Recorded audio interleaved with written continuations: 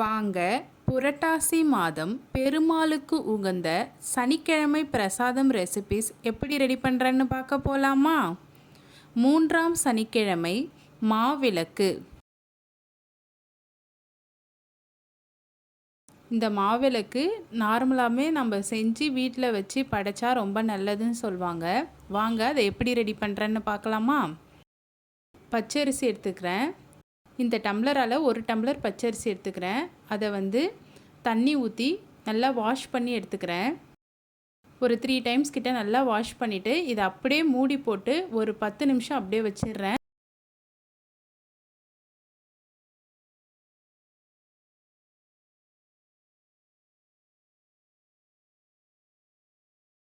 Wash பண்ணிவிட்டு அப்படியே தட்டு போட்டு மூடி வச்சிடுறேன்.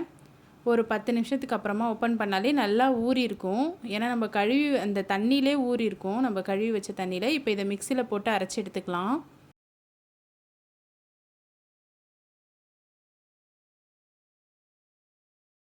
இது கூடவே ஏலக்காய் ஆட் பண்ணிக்கிறேன். நான் ஒரு ஏலக்காய் ஆட் பண்ணிக்கிறேன். இதை மிக்சியில் போட்டு அரைச்சி எடுத்துக்கலாம்.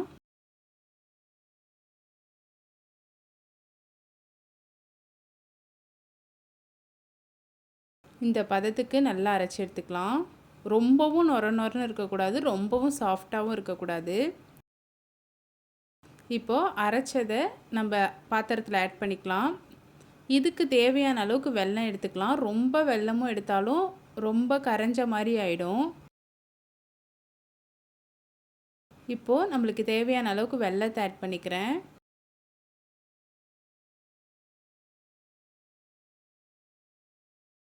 வெல்லத்தை ஆட் பண்ணிட்டு நல்லா மிக்ஸ் பண்ணிக்கலாம். இதில் தண்ணி எதுவுமே ஆட் பண்ணக்கூடாது. இதுவே இலகி வரும். இன்னும் நம்ம தண்ணிலாம் ஆட் பண்ணால் ரொம்ப இலகிடும். நீங்கள் இது மாதிரி தண்ணி ஆட் பண்ணாமே விளக்கு மாவு செஞ்சு பாருங்கள். டேஸ்ட்டுமே ரொம்ப சூப்பராக இருக்கும். இதையே நம்ம நல்லா பிசைய நம்மளுக்கு ஈரப்பதம் நல்லாவே இருக்கும். ஏன்னா நம்ம அரிசியுமே கழுவி வச்ச அரிசியில் தான் இது பண்ணுறோம். அதனால் ஈரப்பதம் நிறையாவே கிடைக்கும் நம்மளுக்கு. வெல்லத்தெல்லாம் அப்படியே கையாலே உடச்சி விட்டு பிசைஞ்சு எடுத்துக்கலாம். நம்ம மிக்ஸ் பண்ண நீங்களே பாருங்கள், நல்லா பிடிக்கிற அளவுக்கு வரும்.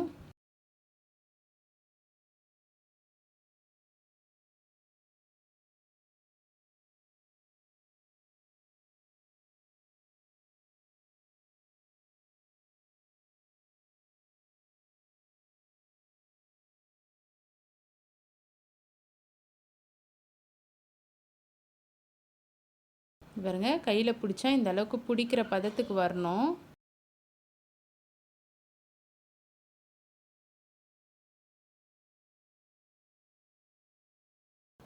பிசைய நல்லா சூப்பராக வந்துடுச்சு. இப்போது நம்ம விளக்கு மாவுக்கு எந்த சைஸ்க்கு வேணுமோ அந்த சைஸ்க்கு நம்ம பிடிச்சி எடுத்துக்கலாம். நம்ம பிடிச்சி பார்க்கணும், மாவு பிடிக்கிற அளவுக்கு வருதான்னு பார்த்துட்டு, அப்படி பிடிக்கிற அளவுக்கு வரலன்னா திரும்ப இது மாதிரி நல்லா பிசைஞ்சு விட்டுட்டே இருக்க நம்மளுக்கு நல்லா விளக்கு மாவு பிடிக்கிற அளவுக்கு வந்துடும். நான் இப்போ இதில் 2 விளக்கு மாவு பிடிச்சிக்க போகிறேன். அதனால் 2ஆக பிரித்து எடுத்துக்கிட்டு கொஞ்சம் கொஞ்சமாக பிடிச்சி எடுத்துக்கிறேன். இந்த பாருங்கள், நல்லா பிடிக்கிற அளவுக்கு நல்லா இலகி வந்துடுச்சு.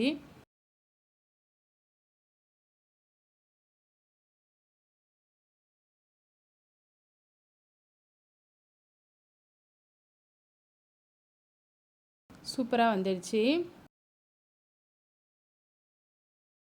இப்போ நம்ம தனியாக ஒரு பிளேட்டில் வச்சுக்கலாம். ஃபஸ்ட்டு இதே மாதிரி மிச்சம் இருக்க மாவுலேயும் இன்னொன்று பிடிச்சி எடுத்துக்கலாம்.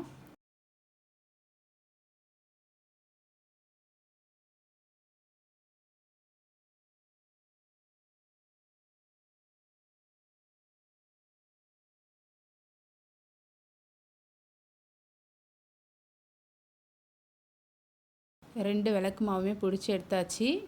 இப்போ நம்ம இதை பிளேட்டிங் பண்ணிடலாம்.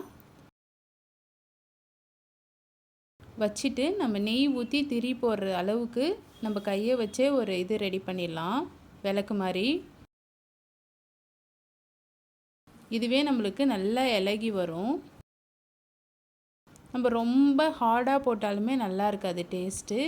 இப்போ இதுக்கு மஞ்சள் குங்குமம் வச்சுக்கலாம்.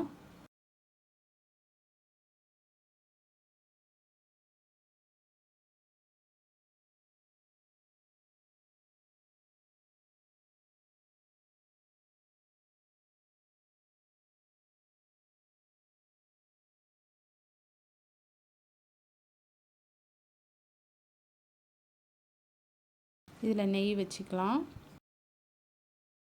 நெய் ஊற்றிட்டு திரிசல் போட்டுக்கலாம்.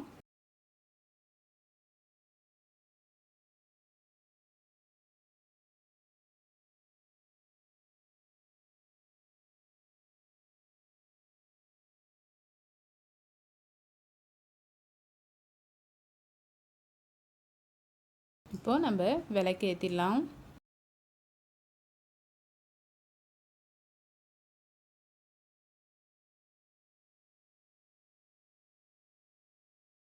நல்லா சூப்பரான மாவிளக்கு ரெடி. நீங்களும் இந்த புரட்டாசி மாதம் பெருமாளுக்கு உகந்த சனிக்கிழமை பிரசாத ரெசிபியான மாவிளக்கு ட்ரை பண்ணி பாருங்கள். ட்ரை பண்ணி பார்த்துட்டு எப்படி இருக்குன்னு சொல்லுங்கள். இதுபோல் மாவிளக்கு ரெசிபீஸ் உங்களுக்கு பிடிச்சிருந்தா என் சேனலை ஃபாலோ பண்ணிக்கோங்க. லைக் பண்ணுங்கள், ஷேர் பண்ணுங்கள், சப்ஸ்கிரைப் பண்ணிக்கோங்க. நெக்ஸ்ட் வீடியோவில் பார்க்கலாமா? பாய்.